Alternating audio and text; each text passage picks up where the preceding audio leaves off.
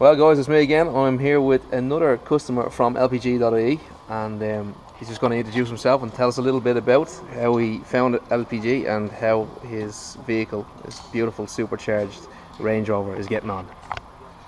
Yes, indeed. This car is 400 horsepower, doing 13-14 miles per gallon on petrol.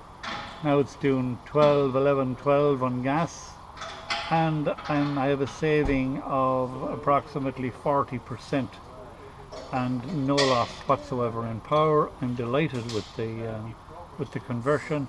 Absolutely no problem with it at all. I have about 6,000-7,000 miles on the car since I did the conversion with no problems.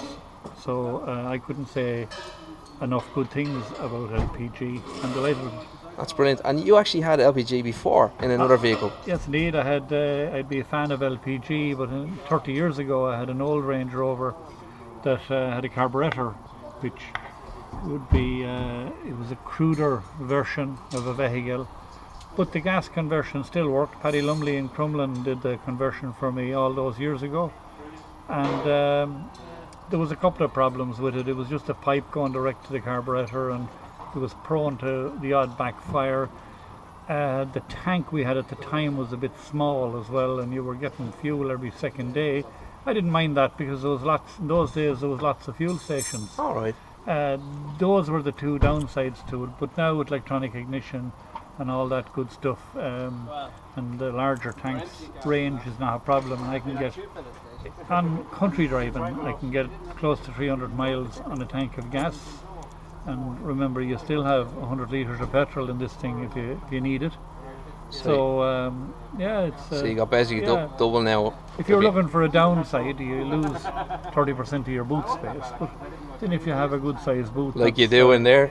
Yeah, and you know how many boots are full of stuff. Like really, I mean, I still have plenty. You just pack stuff a little neater and take a little more care. And that it. Makes a lot of sense. And yeah. How did you find out about LPG.ie? How did you find out about VTEC and the crew here? I googled it. You I googled it. gas conversions. Wow. Okay. Because I was thinking about it and wondering about it, and had it ever moved on? And a lot of years had gone by, and when I got talking to VTEC here on the telephone, he convinced me to come down and see his setup. And I have to say, as an organisation, I know they're not a big organisation, but they're super efficient and a pleasure to have service done. That's a beautiful thing to say. And it is, yeah. They're really professional. They have a clean workshop. They do what they say they're going to do. They charge what they say they're going to charge, and that's the end of it. There's no messing here. That's brilliant. I think that's what we need as customers is to make sure that we have a place that's reliable and solid. That's not just going to disappear overnight. You know, that you have somewhere that can come back to and who can answer questions if you do have any issues. Yeah, and they're not guys to go home at 5 o'clock in the evening. I mean, you can send them a text at 8 o'clock at night or whatever. It doesn't. They'll respond to you. You know. No, that's very good. And you know, I mean, in fairness, the kit obviously that you have now is probably like the fourth and fifth generation, as opposed to probably just the first generation. So as you said, it has progressed quite a lot. There's a lot more sensors in this particular car, so fuel efficiency is a lot better than what you would have had. Was there any concerns that you had prior to getting the new conversion? No, I did research it now, and by sheer coincidence, I was watching Fifth Gear one night, and they did a crash scenario with LPG. Okay. And they also gave a little spiel about it and said about the taxis in Hong Kong were using it, you know, in a lot of numbers. 80-90% of all taxis were using gas.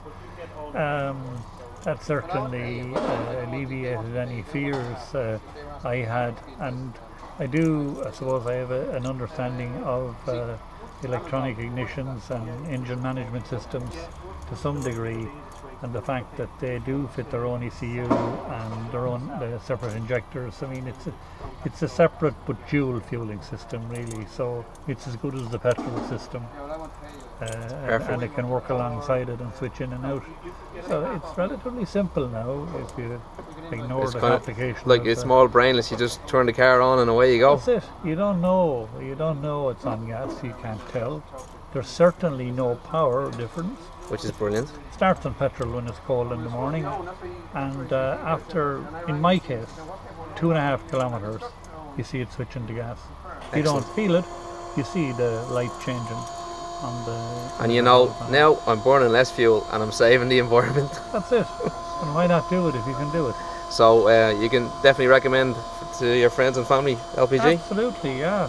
Yeah, and people that I have told about it are looking at it, and you know, there's a renewed interest in it, you know, because the cost of fuel and the cost of diesel, and these new diesel cars are far from trouble free with these fancy catalytic converters and filters, and they're not all what they say they are in terms Correct. of. Absolutely. Like, you take this car in diesel, and my friend has one of these in diesel, and it does about 4 to 5 miles per gallon more than this would on petrol.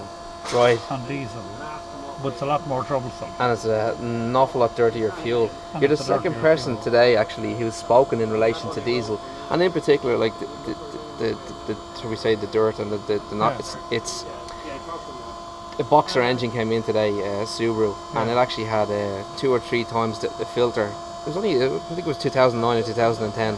The filter had to be replaced because it even though it was driven, in order to clean the filter, the car needed to be driven at high speed, but the revs had to be about 3,000 RPM in order for the clean it. And they just keep getting all clogged up full of nasty enough. Whereas the petrol, you're good to go all the time. Yeah, and you know, from pollution point of view in city driving, diesel cars, the diesel particles, I mean, it's pretty horrific. I'm told that Madrid have taken huge steps to stop diesel transport within the city, and other European cities are looking at the effects of diesel in heavily populated areas. So that's certainly gas and electric, and combination of all three you can, if you want.